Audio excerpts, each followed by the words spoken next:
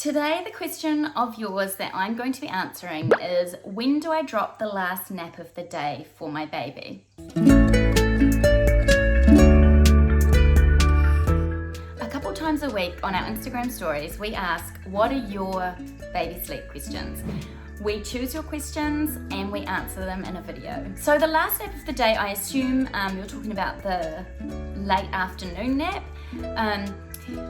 This nap transition happens around 6 to 8 months old. So if I talk you through the nap structure up until that point, that might help get a bit of an idea about where you're headed with your baby. So by 3 months, your baby would be having 3 fairly consistent naps a day. Now, from our perspective, the ideal nap structure would be a really long nap across the middle of the day, a shorter nap in the morning, and then a shorter nap late afternoon to get them through to bedtime. So the late afternoon nap usually is and should be the shortest nap of the day, and that's so that they reach bedtime at night not overtired, but they're tired enough to have a good sleep overnight. If that late afternoon nap is too close to bedtime in the evening or for too long, then it can really muck with their bedtime settling and their nighttime sleep.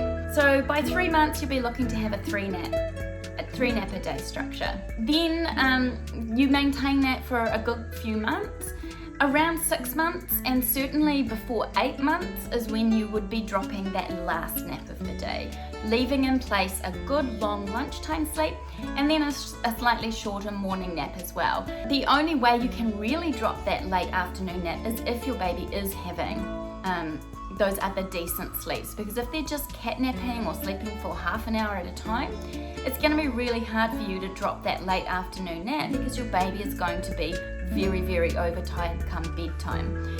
So have a look on our website or our other YouTube videos at our articles and videos around how to get a good nap routine established, or how to help your baby to sleep longer for naps if they're catnapping. But yeah, ideally you'll be aiming for a good 2 hours of sleep across the middle of the day, a shorter morning nap, and then once your baby's doing that, then you can start slowly reducing that late afternoon nap until you can trial removing it altogether.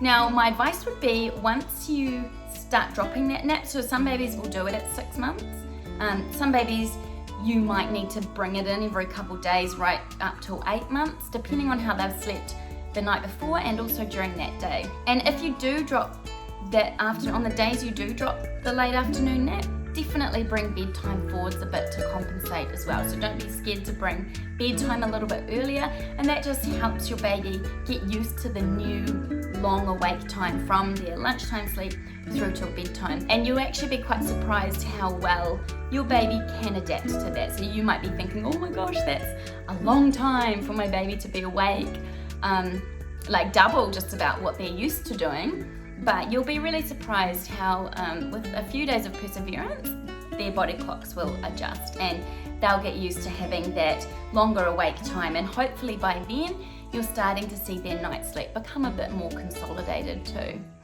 So long and the short of it is, at around 6 months, somewhere between 6 to 8 months is where that 3rd nap drops away, leaving 2 naps in place. If you'd like more information about nap transitions, we've got a great article on our website, which we can link below. If you want help getting those naps happening and moving your baby through those nap transition periods, our sleep programs have got you covered there. Again, I'll link that in the description box below. Don't forget to subscribe to our YouTube channel and you'll get lots more videos like this one. And ask us your baby sleep questions on our Insta stories. Thanks everyone.